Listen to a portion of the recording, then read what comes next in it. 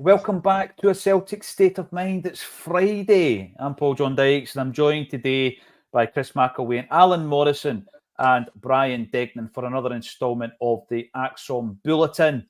12:30 every weekday. Great to see you, Brian. How are things down in Swindon with the old Shamrock, with the CSC down there? How's it going? Yeah, the Swindon CSC's all going well. We've also had a great end to the season, so we've got a big... we've actually got a big members barbecue coming up in a beautiful park down here we've arranged. So we're getting the families and stuff on and try to build up the community. And I think we're arranging a sort of a very official committee meeting to sort of analyse the past 6 months, which will likely involve a few beverages and maybe a curry at the Khyber, which very generously sponsors us. So exciting times coming ahead. And I dare say we'll be there for some of the Scotland games as well. I certainly will. So lots to look forward to. I love that, Alan. You know, when you look at the Acsom team, and we've got yourself, you're down in Sheffield, right? You've got Swindon represented, top right. And then you've got the Scottish guys, you know, the homegrown guys like Marcel and Chris. And then you've got Hungary, Australia, New Zealand, Japan. It's just astonishing, Alan, but it shows you the reach of the fan base, doesn't it? Well, you do realise that you're only on here, Paul, to make up that homegrown quota. It's not, you know, you have to make compromises, really. To allow the foreign talent. To, you know, you've got to have you plodders. You know, you are the Tony Ralston. I'm the water carrier. I get it. I'm just worried that when he agrees his actual squad, I'll be one of the ones that drops out. You know, I'm worried I'll not make the cut. Well, what I'm going to say here, right, and yes, it is a shameless plug for tonight's This Is Axon, which is our new Friday night show, featuring tonight Simon Donnelly, but it also features a wee section in the middle, which is ran by myself and Chris McElway, making his first appearance on the show. And when did you find out you were doing that, Chris? How many minutes before the cameras were set up? Minutes. It was seconds. In the end of a day filming, I'm pouring with sweat. Paul John, Chris, come on in, we'll get you mic'd up. I'm like, what? I'm usually up to that point. I was behind the scenes, serving cake, bringing the teas. That was my job. I was quite happy doing that. And then he literally serving cake. Pulls me in, calls to the bench and says, "Right, son, you're on." So. Yeah. But it worked, Chris, because I've watched your performance today. I've done the video analysis, as well as being the homegrown quota. I do the video analysis, and you were excellent. So I'm looking forward to that. So tune in tonight. Okay, tune in tonight. We're going for a 6 o'clock kickoff for This Is Axom, and we've got loads of other great guests lined up for future shows. This is our Friday night staple. We used to have The Word. We used to have TFI Friday, fantasy football, all that stuff. And I was looking at it thinking there isn't really a go-to kind of Celtic or even Scottish football production these days. You used to watch Friday night football shows. So this is it. This is Axom. Brian Degnan, I'm going to start off straight off the bat. Look at the tagline. Why we'll see the real Brendan Rodgers in the second season. I'm just off the phone to the Four Tims boys. We've done a end of season review that will appear on the guys' channel. And it got me to thinking that we got over the line. You know, the dust has settled a wee bit now on the double. But we didn't see vintage Brendan last season. What we did see, I think, was the masterclass of man management, of pulling in that core group to get us over the line, the mentality of that. But it wasn't vintage Brendan Rodgers. It wasn't a vintage Brendan team.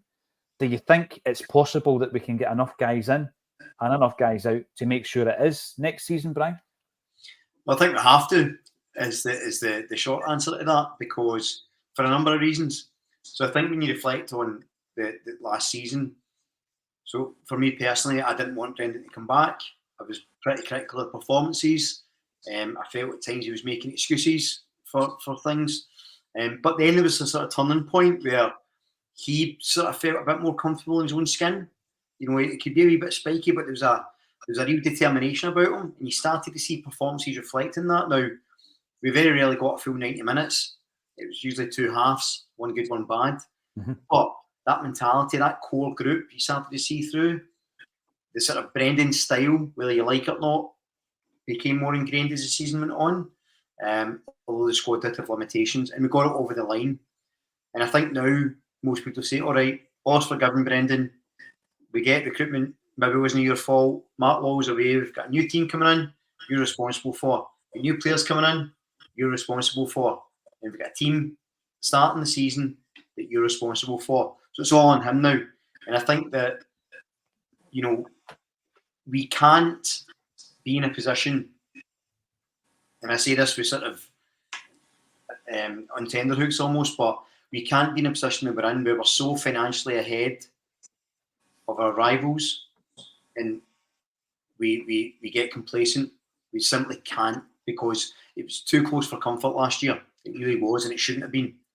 And that's something that has to be addressed. And we have to also show ambition for Europe.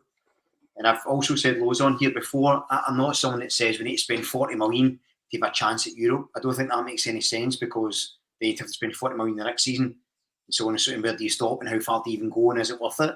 But I think we have to invest in the experience in key positions, and that's a level of quality and athleticism that we haven't had. So big summer. I think you will see the real Brendan Rodgers, and we hope that it's the real Celtic we see as well. I'm going to go back to pre-season and a discussion I had with you, Alan, in relation to the approach that we had to really take. This was before we started signing players, and we know how it went, and we'll be talking about, which ones are going to be, worth keeping and which ones we're going to have to move on. But you said something to me, and you were going back to the previous season's Champions League games, and you were talking about the physicality of our midfield. That was one of the areas that we spoke about, and you basically were saying that we don't have it. When you're comparing us to the teams that we're going to be facing in the Champions League last season, we don't have enough physicality now. Now that the season's gone and the dust is settled, and disappointing in Europe, but again, there was one absolute tanking that we took, but the rest of them were tight enough games, and we might have done even better in a couple of them.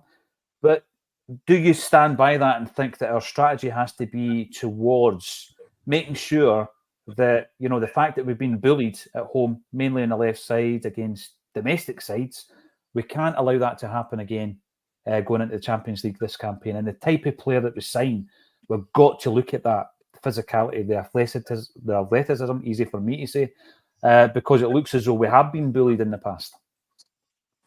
Yeah, I mean, it's in terms of the left side of the team, it's not just athleticism; it's cognitive and footballing ability. Let's call it. It's the full package, really, that we're desperately lacking. I would say at the European level, it's good enough, obviously, as we've seen, to win domestic trophies. Maybe not in the manner that we would like, and probably not in the manner to which Celtic's inbuilt, resource advantage would suggest that we should. Right. So, so yes, I would agree that still is an issue, because in general, very few, if in fact, arguably none of the recruitment hotspots and problem areas that were clearly identifiable at the end of Ange's term here were addressed during the last season. But yet, despite that, we've managed to to win a league and a cup double. And my father-in-law, who's got no interest in football at all, he's more of a kind of motorsports kind of fan. But he asked me, what, because we were chatting about football a little bit, and he was saying, what value does a football manager actually give? And I thought it was a brilliant question. And it is a great question, right? What is the value of a football manager? And my general response to that is grossly overstated. I really do believe that. I do believe that the impact of a manager, the way I would characterize it, is that a bad manager can have a massively negative effect, and a good manager can have a relatively incrementally small effect. But what I would say is this season, in terms of coming back to your Brendan Rodgers question, is I agree that we've seen some incremental small improvements in European performance. And that's probably, given, again, resource deficits that we have relative to opposition. That's progress, so I'll take that. And so it is on Brendan. That is on Brendan, because he had lesser players to work with, and yet managed to make us more competitive, I would argue, in Europe. But really, the consistent theme of a very inconsistent season from a footballing performance perspective, the consistency that's run through it, which I think is where Brendan Rodgers comes in, is that I've not detected any sense of anything other than calm, confidence running throughout the squad. There's been no histrionics. There's been no doubt. There's been no shouting the odds. There's been no going off message. None of that. And I think some of that reflects the squad. If you look at the players who are, we perhaps would feel authorised to be more vocal, generally the experienced players, they're all players that would fall into the camp of a McGregor, Forrest, who had absolutely died in the wool. Celtic just wouldn't step out of line probably, or the likes of Kyogo, Carter Vickers, who are, I would imagine, model professionals. And where Rodgers comes in is he's very good at managing younger players. So I think he's managed to hone the group into a very cohesive unit as far as direction, philosophy, and where they all are. And that's to his credit. What he cannot manage is the uptick in ability, in raw ability, and that is the challenge in front of us for this summer. Yeah. I mean, Chris, you're nodding away there. Chris Double Denim never disappoints with the old attire. Look at that. I remember back in the day. So that's why you sweat, by the way, Chris. You were saying if you wear a jacket indoors, it's no good. It makes you hot. Yeah, I couldn't wear the denim in the venue. It affects the volume of the quaff, right? Taking it from me, by the way. It was hanging. It was not good. So it was not back good. in the day, right? And people out there might be like me and keep things, as you can probably see behind me. But the old Celtic catalogues used to come in a bag with the Celtic View, right? Year on year. Brian, the merchandise was phenomenal. They used to sell Celtic denim jackets with a big embroidery on the back. Anybody out there got one that they could send in for Chris? Because, listen, you would pull it off better than anybody else, Chris McElwain. We're in this season now of, Jim Orr calls it silly season, of us getting basically linked to dozens and dozens of players. It's always the way. And a big part of that is agents. They're out there, they're trying to do the business for the players and for themselves. And a lot of these links will just be paper talk, filling up columns on blogs and online, etc. And we could probably dedicate a few shows during the season to various players that have been linked to the football club. But what we're talking about, Chris, is the type of player, the calibre of the player. Alan says quality. That was a big word last season. Of course, we want to improve the quality right across the park. But also, I just think in terms of the type of player going into the Champions League, I mean, if we can get bullied at home, we can get bullied on that stage as well. And it's not just about filling your team full of Harlem Globetrotters. I mean, Livingston do that, and they're not a great football side. But it's about trying to get that balance, the quality, but also someone who can, I don't know, a powerhouse in the midfield. When was the last time we had a powerhouse in the midfield? I don't even know if Scott Brown was a powerhouse. I think the last one was probably Wanyama. I was going to say Wanyama, I think, yeah. I think you're 100% right. When I look at the team, there was particularly over the course of last season, there was a couple of things that really stood out. I think one was game management. I thought our game management at times was really, really poor.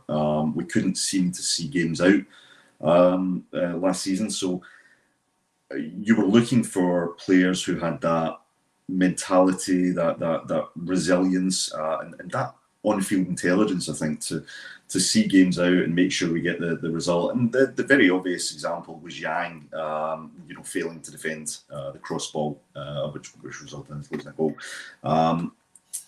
So we're looking for players that can actually bring a little bit of that mental strength, the metal to get us through games.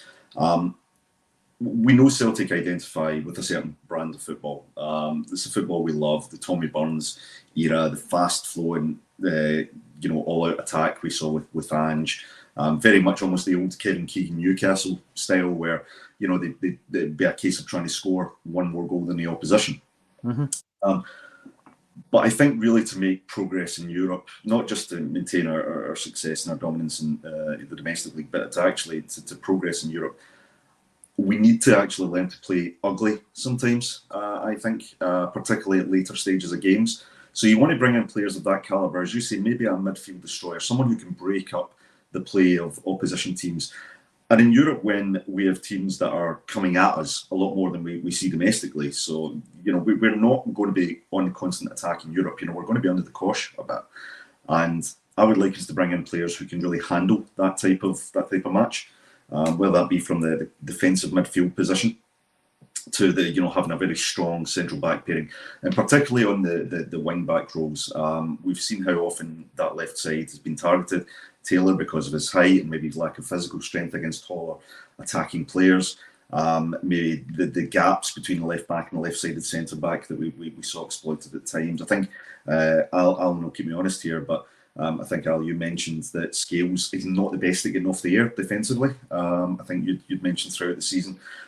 So you're looking for players with those kind of attributes that can help you see games out, play a bit more intelligently in Europe. Have that plan B. I think something we've not seen enough of. We didn't see it from Ange's time. I don't know if we necessarily seen enough of it from Brendan last season.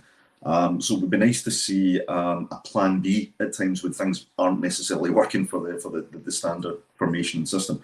But I would still like to see a bit of quality as well. I'd like to see those flair players. I don't think the most recent example I can think of is Jota, who I really like. I really liked as a player. I liked what he brought to the team.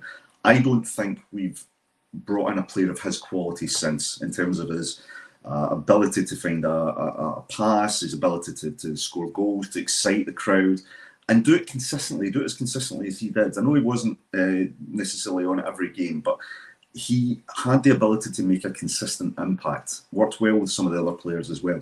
Outside of Matt O'Reilly, who I'm like most of us, I'm praying is going to stay, I don't think we've got really another player at his level. Kyogo maybe, but I don't know if we've got another player at that kind of level. So if we could get that type of player in, plus, as you say, a couple of maybe harder, I don't mean any disrespect to the term, but uglier players, guys who don't mind.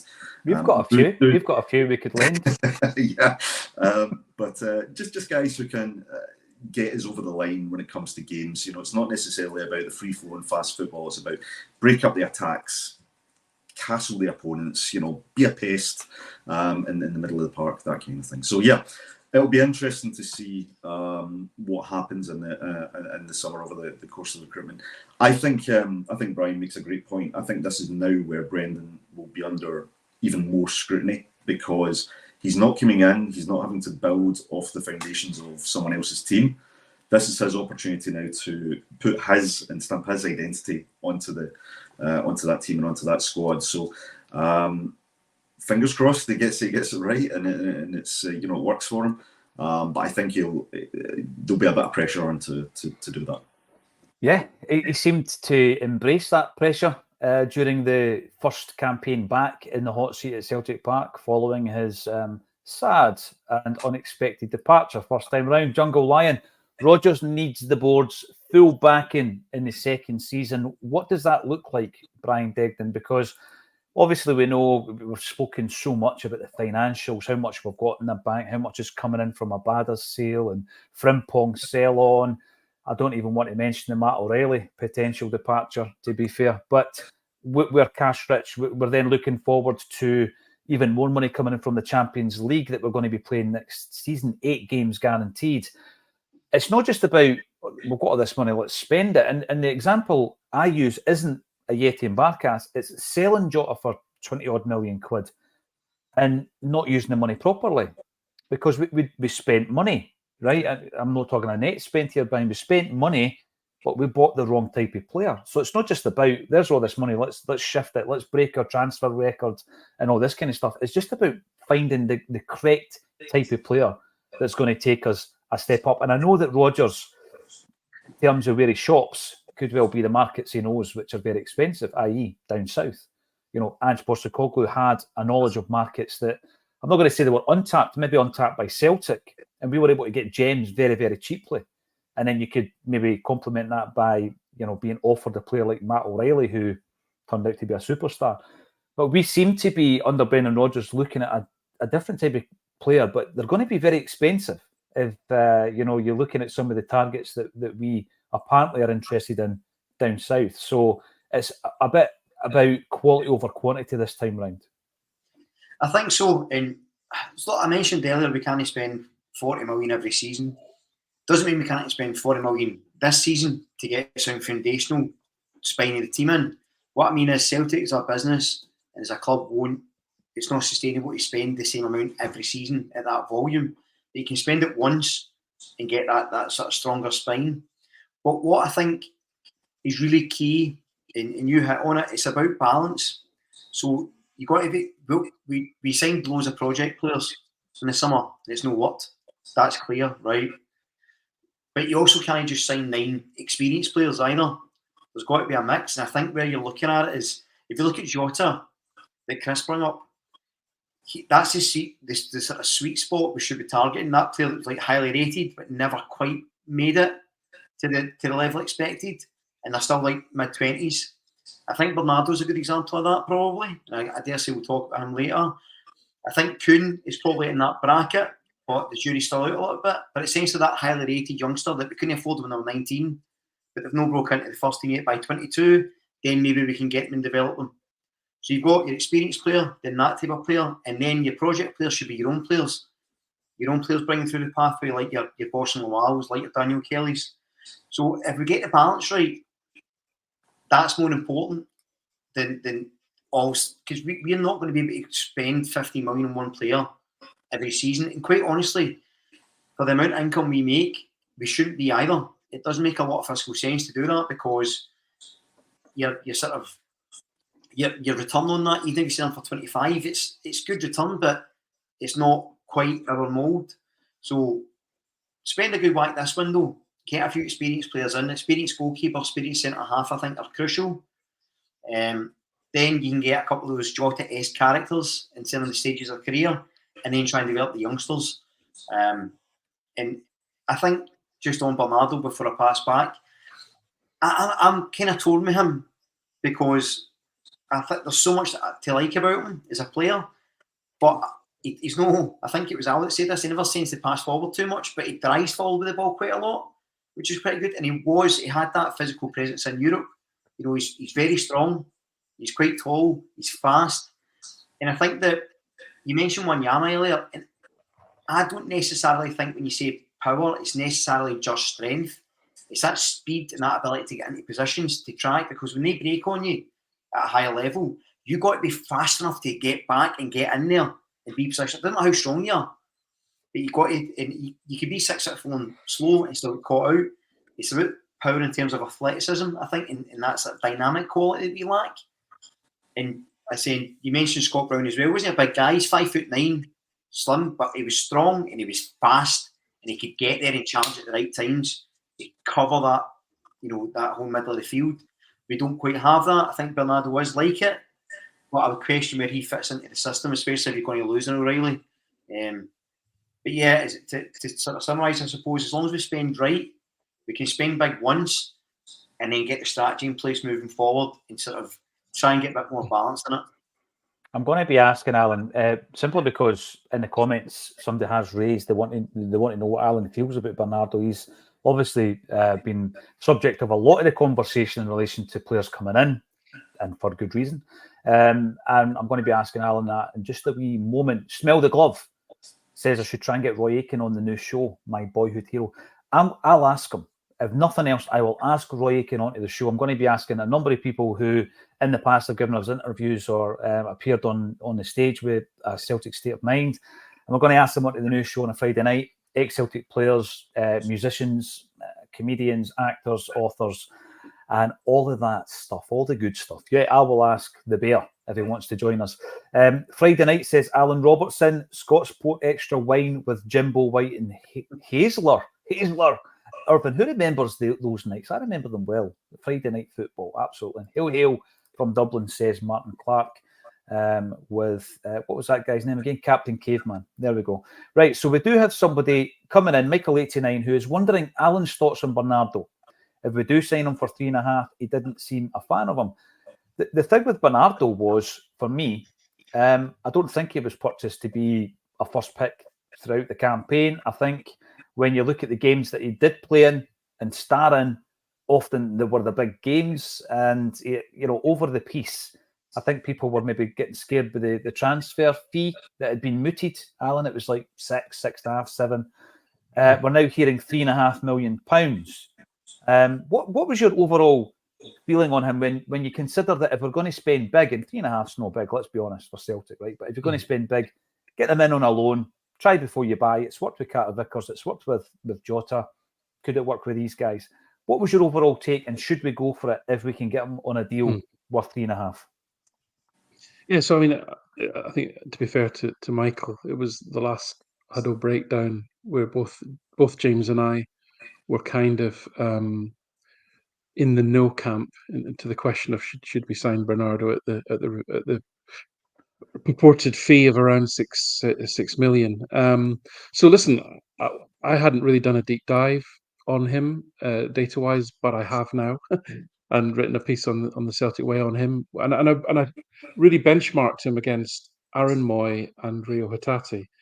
It was pretty pointless benchmarking him against Matt O'Reilly, to be honest. Nobody will come out of that well, apart from Matt O'Reilly, no matter who I choose. So those were the other kind of number 8s, really, different styles of player, perhaps.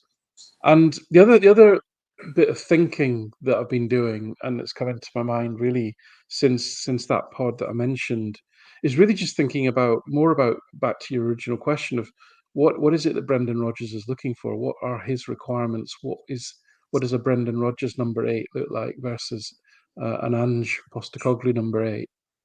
And if you take all these things together, then Bernardo starts to make a bit more sense. I mean, essentially, in terms of a framework for assessing, what sort of player is he? With midfielders, very broadly, break it down into their defensive capabilities, their ball progression capabilities, which includes all the sort of creative stuff, and then their goal threat and overall attacking threat. And there's no doubt that in that first category of defensive capabilities, he's massively strong in that regard. He's in top 20% in the league for volume of pressing and counter pressing. Counter pressing being the 5 seconds just after you've lost the ball versus pressing, which is more of a coordinated team thing when the other team have got settled possession. And he's in the top 10% for sort of regaining the ball through counter pressing or pressing activities. And we saw, as you mentioned, Paul, we saw in Europe, he was trusted to be part of that midfield that made Celtic a more solid defensive unit. He covers space well, he covers gaps well. If I use Rio Hatate as a counterpoint, Hatate's easily brushed off the ball, and players can run past him very easily. And so with Bernardo, you don't tend to get that. So you've got that solidity. Now, none of that's very exciting, but it is necessary for team structure.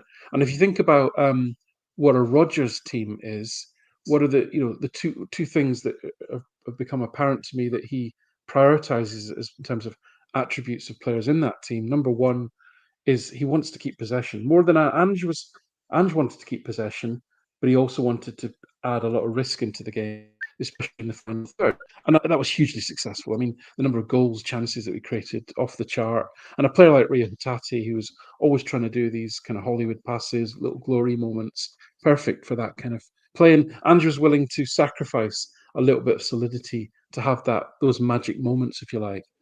But Rodgers is slightly further up the spectrum as regarding his desire for his team to maintain control of the ball and to maintain possession. So he wants players that are a little bit safer on the ball. And again, if we come back to Hatate, we know that that's a real weakness. He turns the ball over at an alarming rate sometimes. Bernardo's pretty safe on the ball, not as exciting. And obviously, the other thing that Rodgers is looking for out of his team, I mean, we thought that Ange was we never stop. We got that into our heads, and we just got. I think we all got into our heads that Celtic under Ange was this pressing machine, and to an extent it was. But actually, if you look at all of the data, Rodgers' team presses far more aggressively than even Ange's team did. Now that might surprise some people, but the data points are absolutely it's just no comparison. And again, this is a strength of Bernardo's. It's not a strength of I'm picking on Hatate because he's like the current incumbent in that team, just using him as a benchmark. I'm thinking about the type of players that Rodgers is looking for. So that side of it, tick, all good. On the creative side, as Brian mentioned, this was my big concern. He simply doesn't provide the volume of line breaking forward passes, like almost like off the scale bad, low, just low volume, like ridiculously low volume of forward passes. And to me, that was almost like that's it, game over. That's a showstopper. I won't go any further type of thing. Now, Rodgers may feel he can develop that, and he may feel that Bernardo's other strengths, more than mitigate. Because, like you say, with every player that comes to Celtic, you're going to get strengths and weaknesses. Going back to Hatate, you put up with the turnovers, you put up with the lack of defensive cover for those Hollywood moments, those moments of magic, those little bit of something that just unlocks a defence that no one else can do. And you trade off between those things. For Ange, that was an acceptable trade-off. For Rodgers, that may not be an acceptable trade-off. Where Bernardo is also strong, if you come to the third category, is he's actually a pretty decent goal threat, and he probably offers more in the final third than a lot of the number 8s that we've had recently. So if you look at that whole package and then consider his age, his pedigree, his technical ability, and to Brian's point, athleticism, and I completely 100% agree with Brian, Bernardo is more my idea of, when I talk about athleticism in midfield, I'm more thinking of a profile like Bernardo, i.e. 5'11", wiry, strong, decent pace. I don't necessarily mean a big Victor Wanyama type. I mean, that's almost an anachronism in modern football, really. And actually, that type of player for Celtic in league games isn't going to give you much. So when I have in my mind, when I think of the perfect number 8, and therefore the template and the sort of aspirational benchmark, it would be Fede Valverde at Real Madrid. 5'11", wiry, fast, strong, up and down, great engine. That to me is the perfect athletic central midfielder. And we had a sort of much reduced version of that in Ryan Christie. Ryan Christie's got all of that, right? He's not as technically good. He's not as brilliant as Valverde is, obviously. I'm not saying that, but that profile of player, that's what I would be looking for. And I think Bernardo can give you aspects of that. So, long story short, then, I was not happy at 6 million. I'm kind of okay at 3.5. I'm there at 3.5. You've got my attention, and I'm with you at 3.5, but not at 6. No, great. I'm fascinated, and I've said this from way back, Alan, back in the days where we used to do a Celtic State of Mind. I love that title, by the way. We should return to that. A Celtic State of Mind with Alan Morrison. But there's a comment coming through in relation to some developments on your show, the Huddle Board. Tell us what's happening on there, because the great Ender has ended his time with you and Duco James. What's happening over on the Huddle Board? Yeah, so listen, Ender's got a great life experience opportunity in Australia with his job, which we wish him all the best, and he's deserved it. He works hard. So all good luck to him. So yeah, sort of at the moment, 3's become 2. James and I want to carry on. We will carry on. Not exactly quite sure in what form yet, but we will carry on in some shape or form. I'm looking forward to the reveal video when you make your sign-in for your new presenter. It's been brought to my attention Celtic have indeed signed a player, because Shannon McGregor has become the first summer signing for Celtic FC Women. She is a midfield player from Hibs, 24-year-old, and she is the first signing of the summer. I'm going to come back to Alan at some point during the show, because we had a great discussion, JP and I, because if we're going to be talking football, John, Paul and I, for an hour, now and again we're going to be talking a wee bit of music. The Stone Roses came into our conversation yesterday around the subject of odds on Edouard. I seen a tweet from Alan basically saying, look at his wages. We're not signing this guy. Look at his wages. Totally get it. Absolutely. But Ryan Christie, he's another guy that when we had him, he was quite underappreciated, I thought. Ryan Christie?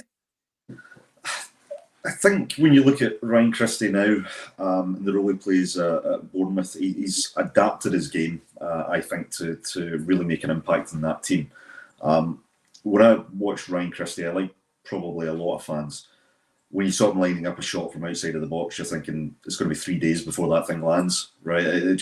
He was capable of moments of absolute brilliance, but there was always a head in the hands moment that, he's lining one up, there we go, that's the attack over.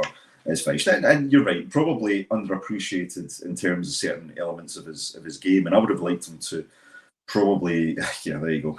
I would have liked him to continue his time at Celtic, because I think he would have gone on to become a better player as he matured.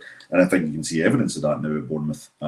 He now looks to me to be quite an integral part of that team. And I think Ryan Christie now is unreachable.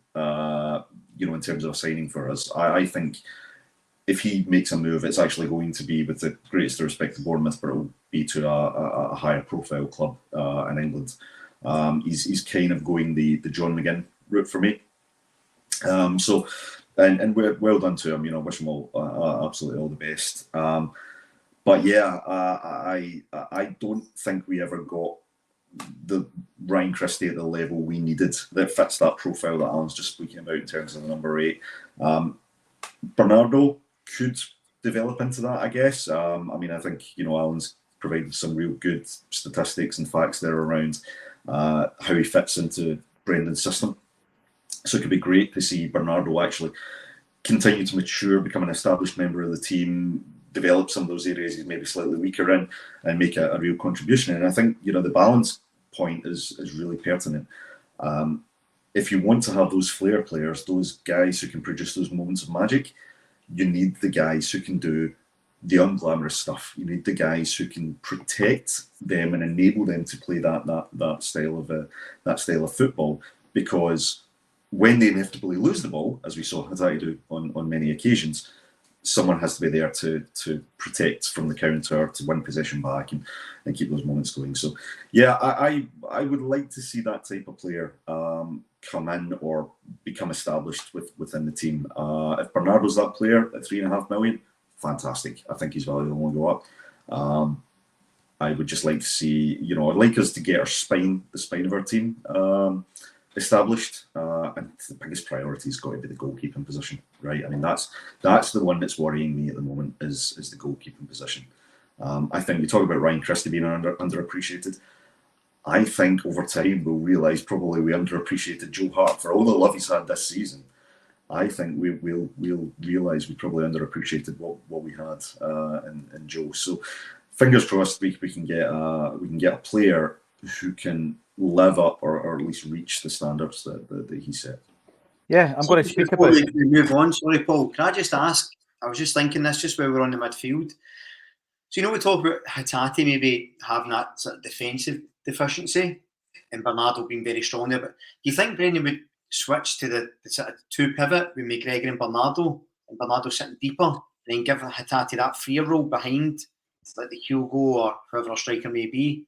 Because I feel like then you're sort of taking that defensive work away from Hatate. It's like, look, just be there, just be creative, just be hard to mark. And then Bernardo, you're not relying on him for the overly creative side. And then if he's, say, the left side of that pivot, then it gives that extra protection. Because if you look at the left side we spoke about, if you've got Maeda, Bernardo covering left back, and a new left back, suddenly you feel like you've got that physicality to show that up. I'm just wondering if any think they would do that, or if you think Brendan's quite rigid with the sort of 4-3-3. I would like to see it, to be honest. I mean, I think that's exactly the point I was trying to make in terms of you in order to remove that responsibility, you need someone that's prepared to go and take on that role. Yeah. I think he tried that with Bernardo, I think, to a degree in the Champions League. But I mean, he's a player just coming in on loan to a team, thrown into Champions League games, and I think given a big responsibility, particularly with Hatate being out. Could be the way you get the best out of Hatate is you remove, as you say, that responsibility, and whether it's Bernardo that slots in there and Callum McGregor does his typical role. What I'd like to see Brendan Rodgers do is sign players to perform specific roles. I know there's always a place for utility players, but I would want in our first team players in there to do specific roles. One of the things that I think Greg Taylor has got some fabulous attributes as a footballer. We saw it, under Ange, where he seemed comfortable. I think towards the end of this season, he did some great stuff as well. But if you were just asking Greg Taylor to be an old-fashioned left-sided defender, I don't think he's a great option there. I don't think you get the best from a player. I would like to keep Greg Taylor, for example, but maybe find a role that works best for him and remove some of the elements of his game that are weaker. Remove the risk of him being exploited within our defence, for example. But that's why I'm not the manager, I guess. I'm wondering though, did you see there was an interesting tweet from Yatau who appeared on A Celtic State of Mind with Liam, and the only fully Japanese show we've ever had. I watched it, didn't understand a word. That was but fantastic. I followed the thread through players' names, and every so often Liam would throw in a colloquialism that definitely wasn't Japanese. But Yato, finger on the pulse a bit like Liam, was talking about the training session that Maeda spent playing as a fullback, like an overlapping fullback, Alan. I mean, for me, right, I've just had a conversation for about an hour before we came on about Brendan Rodgers, really, and his performance last season. And the one thing for me was the guys that he got the best out of or improved. And I think the list I've got in my head, Joe Hart, I think he had his best season in a Celtic jersey last season. I'm not going to say it's all down to Brendan, by the way. Matt O'Reilly, I think, by far had his best campaign in a Celtic jersey. And then you've got other guys you're looking at. Liam Scales, obvious one. Maeda. Do you think Maeda had his best campaign for Celtic, Alan? I mean, I found it interesting that Yato was talking about him playing more of a defensive role for Japan. I really did. This is a guy who Liam has said would be far more effective as a centre forward, for example. Shows you his adaptability. What do you make of that comment I've just made there? Maeda, best season in a Celtic jersey was this campaign. You're going to pull out the data that makes me look silly now and say, don't be daft. No, I'm not. I'm going to sit on the fence because I've not really considered that question in detail. I think what I would say is, I think, there was very much echoes to me of Ange's first season, in that over the piece, I think in Ange's first season, we utilised, when I say utilised, I mean named in the match day squad. So there might have been players that were on the bench, but we utilised 45 players in Ange's first season, and it was 40 last season. But actually, there were only about 17 that Rodgers. There was a core of 17 that Rodgers went to again and again. Mm-hmm. But off those 17, two of them were on loan. One of them's Joe Hart, and a couple of them, Yang and Palma, kind of lost their way and fell out of favour towards the end of the season. So it kind of brings you down to a core of 12 players that are currently in the squad and that Rodgers felt he trusted over the course of a season. That's that. We've simultaneously got two problems. One, the squad is far too big. Mm-hmm. Far too big, and that's we talk about new signings and all this, that, and the other, but I still will keep banging on. We've got to get rid of about anywhere between 12, 15 players off the wage bill, right? That is a massive problem. When you think about the UEFA financial sustainability rules, ordinances, and about wage ratios. Now, Celtic are nowhere near the danger zone as far as that is concerned, but it gives us a lot more breathing space if we can not clog up the wage bill with players that are clearly just not necessarily going to play. So that's a huge problem. And then the second problem is we simply don't have a big enough squad of trusted players, and you kind of need to prune the first lot before you can bolster the second lot. I am going to answer your question. The reason I mentioned all that is because when you trust players and they are playing every week and they feel loved and they feel wanted and they feel trusted, like Scales obviously was, and like Maeda was, you are going to get the best out of them. That's human nature. We would all respond in the same way in our jobs if we felt valued and we felt trusted and we were on the team sheet every week. So I think there's a lot of that. I mean, I think different players has different motivations. I think Joe Hart squeezed every last bead of sweat out of his determination out of himself to make his final few months in professional football successful, and there's no doubt that his performances went up the last 6 months of his career, and all credit to him for effectively writing his own story, writing his own exit like that. That was fantastic. That could all have gone horribly wrong, and it didn't. So credit to him for that. Matt O'Reilly, I think, is a different story. I think his story is one where under Ange Postecoglou, he felt that the demands of each individual player were very much within a quite restrictive tactical straitjacket. And Matt's a bit of a free thinker, a very intelligent guy, tends to have a lot of original thought and plays with a certain freedom. And Rodgers, recognising that, gave him that freedom. And I think we saw the best of Matt O'Reilly because he made decisions about what he had to do within the framework of what the team needed. So different journeys, different people. With Maeda, I think you get what you get, right? You get 100%, 100 miles an hour. You get incredible athleticism. You get incredible commitment. Brilliant off the ball. a little bit, inconsistent, shall we say, on the ball. But I agree with Liam that his best position is as a striker. Really, that's where he plays for his national team. It's where he was top scorer in the J League for a season. I would argue actually Maeda's more of a Rodgers number 9 profile than Kyogo is.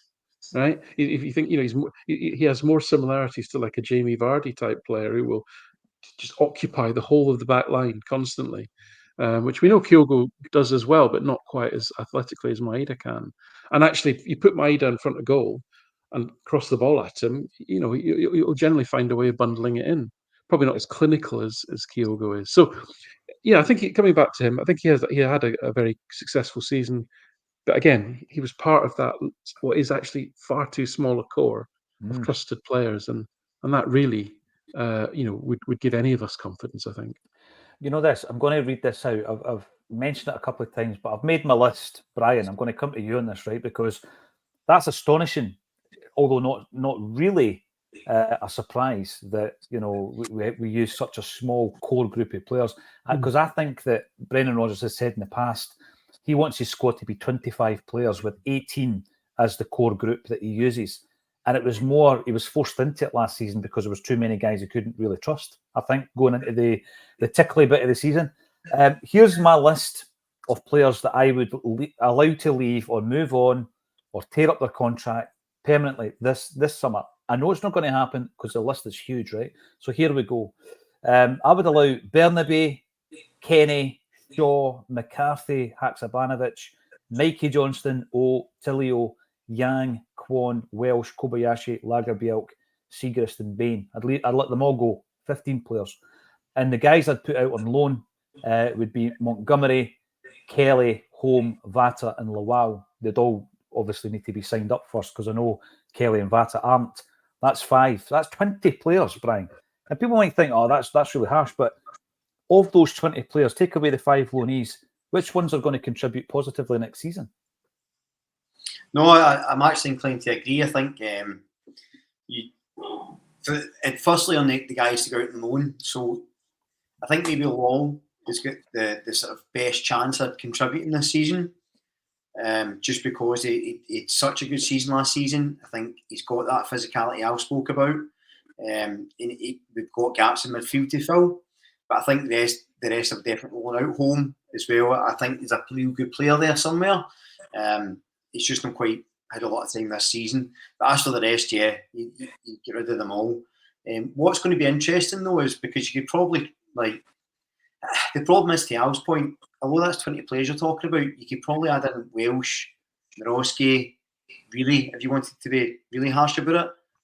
Iwata, is he going to play a lot next season to be the new number 6?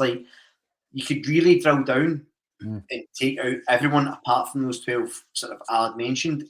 But the problem is you can't then sign 13 quality players in the one window. No. So you're going to have that gradual process. So I think you're almost tearing it. And yeah, guys out on loan that are young enough that we can get back in a year or so. Guys who are never going to contribute.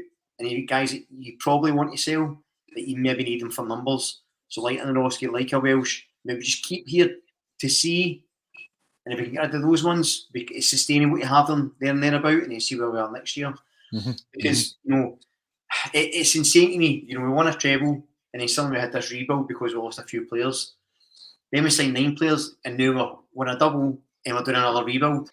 It's quite poor business from a club who's considered financially pretty prudent. So yeah, I can't disagree specifically with the ones you said, but I do think there's a balancing act. Like I said, with the transfers in, with the transfers out, you can't just get rid of everyone and then you're cut short. Because we saw the injury problems we had at the start of the season. This season, if that happens again, you don't have good backup or even adequate backup, you're in real trouble. Yeah, and you know what happens when you make an emergency signing, Brian. Of the names you mentioned, incidentally, I found it interesting. I'll throw this one to you, Chris, that Nawrocki was spoken about in terms of a loan deal.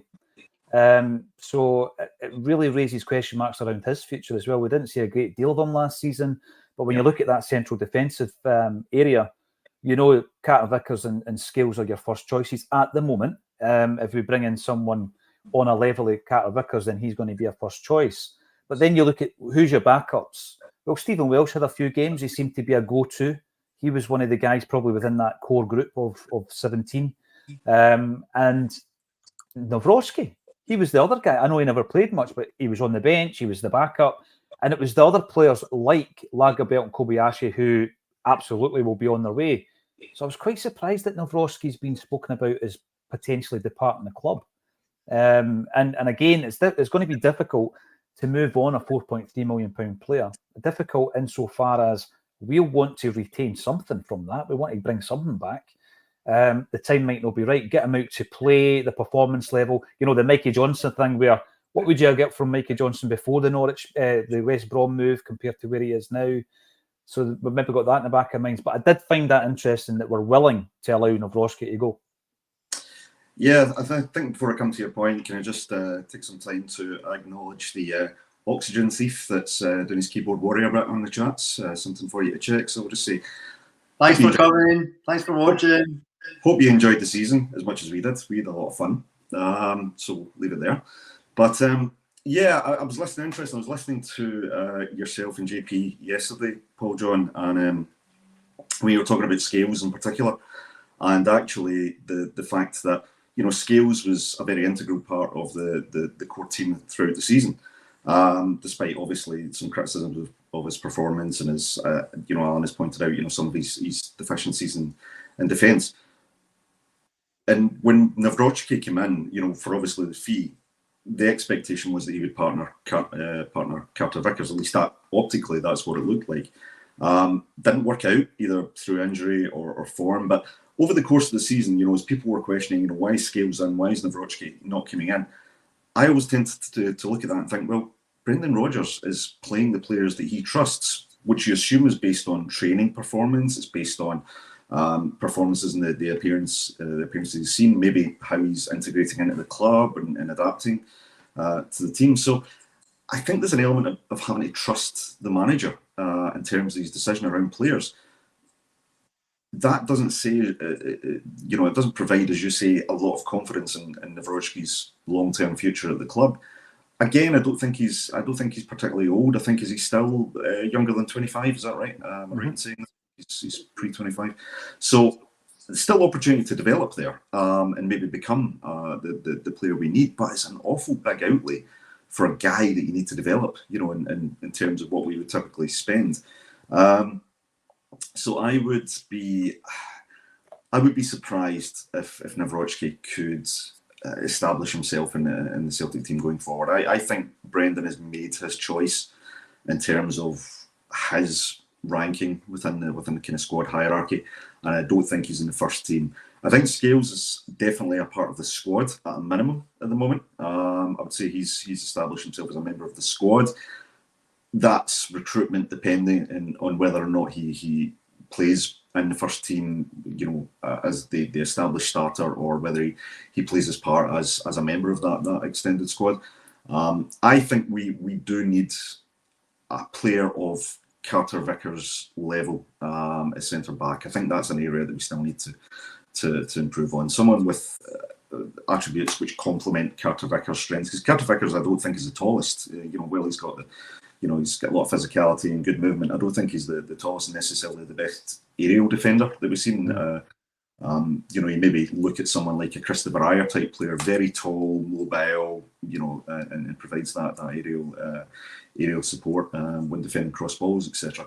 So it's going to be an interesting watch to see the profile player that Brendan brings in. But I think Nawrocki is part of that pool of players that I wouldn't send him out on loan. I think we would probably have to take a loss on him and move him on. So we've got the big Axon scythe out, right? We're getting rid of 20 players with one whole swoop. By the way, Uncle Nobby Steamboat, words like double pivot, false nine should be banned. The one that really gets on my wick, as we say here in Fife, is when somebody gets a shot off. When did that become a thing? Surely it's a shot in. You get a shot in. No, you got a shot off. And then all of a sudden everybody says it. It becomes part of football parlance. Let us know in the comment section which ones drive you mad. We've got Frankie77. Maeda with hair was like a new signing. He does suit that new hairdo, to be fair. My man says, to be fair, Christy was looking better at the start of the Ange era than he ever did under Brendan Rodgers. It was Ronnie Dyler that signed him, was it not? Right, Christie? And then didn't he then start to excel under Brendan? Remember the game at Murrayfield? Aye? He went to loan under Rodgers. Yeah. And I think the two guys that left in that, either in the pre-season or just into the new season, that I would have liked to have seen under Ange were El Yunusi and Ryan Christie. They're two guys I would have liked to have seen under Ange Postecoglou, but it wasn't to be. And I don't think either of them will be signing for Spurs. So Roy Croppy. I enjoyed Ryan's energy. However, the Parkhead Pigeons are much safer, he says. Mark Smith wants Lou Macari on the new show. Lou Macari would be a tremendous guest on This Is Axom. The work he's done in relation to homelessness around Stoke is unbelievable, right? And there's a few kind of mini docs and stuff on YouTube. Go and check them out. I know Lou Macari gets a hard time due to his time as a manager at Celtic. But what a man, honestly, the work he's done it's sensational. So go and check it out. And if he's ever in Scotland, I will ask him on the show. Might even go down to Stoke to interview Oh, John, not to spoil the show for tonight, but I think Simon Donnelly spoke very highly of Lou Macari. He did, yeah. Luigi gave him his debut for Celtic. It was at Easter Road. Simon obviously was wearing the jersey that was 4 or 5 sizes too big for him, as was the fashion back then. Pete McGee, Bernardo's assist for Ida's goal in the final shows what he's capable of. He made that goal. Alan, in a nutshell, is that what you mean? What he did, picking the ball up where he did, evading the tackle, the strong tackle. Some might say it was more of an assault, and then the strong running, followed off by a cracking shot that had a great wee swerve on it. Is that the type of player talking, rather than the Wanyama enforcer type, when you're talking about athleticism? Yeah, I mean it's a team game. I don't think these days teams are kind of moving away from having a player whose sole role in the team is to just thrash into people, and that's it. And just sit. The trend is to move more and more towards having 11 footballers, especially in this kind of positional style of football dominated paradigm where you've got you press as a team. You attack as a team, you defend as a team. You're really looking for players who, attack space in the final third when you've got the ball, and defend space in your own final third when you're defending. I don't think especially a team like Celtic, possession dominant. That you want a player who's got a carved out niche in the middle of the pitch, and that's their only job is to disrupt and defend. I think it's pretty out of step with modern football. So as I say, the kind of O'Reilly, Bernardo type of all-rounder, really, I suppose, is probably nearer to what the way that modern football is going, and that's I think the model that I think we need to aim for. But I think Bernardo has the potential for it, and the key thing is, as I think it was yourself mentioned, Rodgers feels he's the player there. Rodgers feels that he can develop Bernardo, and whatever I think and whatever the numbers say, that's ultimately going to be the main sort of criteria.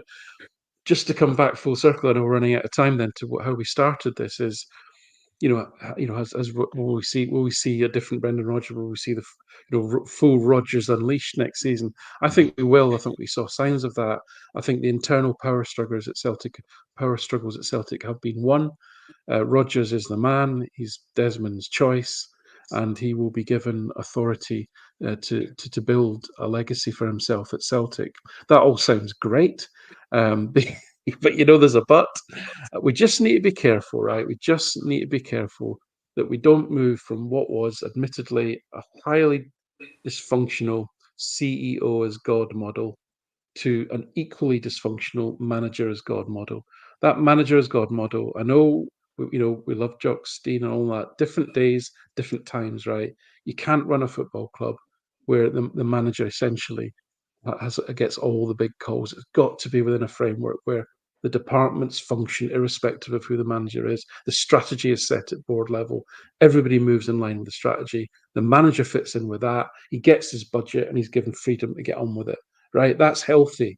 That's given appropriate authority to that individual, etc. Right? You cannot have this all-consuming, mega sort of individual that runs every aspect of the club, whether they're in the boardroom or whether they're in the dugout, right? So just my concern is, and that to me, the reason I'm saying that is because that to me is the temperature check for, is this a healthy football club? Are we moving in the direction as a club? Are we got a strategy? All that really, is this is a symptom, if you like, of all those things. Because when Brendan Rodgers leaves, as he will, we have to carry on and we have to be cohesive. We have to move in the same direction, right? So that'd be my only warning in terms of, the Rodgers has won, but we just have to be very careful what we wish for. I think it's very interesting. Brian's nodding his head because we've had that conversation, Brian, about the structure and the gaffer fitting into the structure rather than, the tail wagging the dog style, which we've seen in the past. It was not an Axon t-shirt. It was just going to be strategy. That was what it was. I'll get one made for you in the same style of writing as the Oasis rip-off we've got there in the top right. Strategy. There we go. Champagne strategy. You've given me an idea. I'm going to get one made for every contributor now, and I'm going to get hey ho for Jim Orr. Hey ho. Strategy supernova. That's it. There we go. I love it. Superb. Listen, thanks everybody for getting involved. 1500 live on the Friday Bulletin. Tony Cassidy, Philippe. Who's Philippe? Well, what you need to do to find out is you need to watch This Is Axon, because Philippe is now that myth within Celtic folklore that we will be asking players about whenever they played alongside them. It's not to be missed. Jackie McNamara was on episode 1 last Friday, still on the YouTube channel. And tonight, this evening, we will be joined by his wingman, Simon Donnelly. Really looking forward to that. So if you're not doing so already, give us a thumbs up, subscribe to the channel, hit the notifications bell, all the sexy stuff. And tonight you will see Chris making his This Is Axon debut, also alongside myself and Stephen Craig. Really looking forward to that. And next week we'll see you again for the Acsom Bulletin. All that's left for me to say, Brian Degnan, Alan Morrison, Chris McElwain, thank you for joining me on A Celtic State of Mind.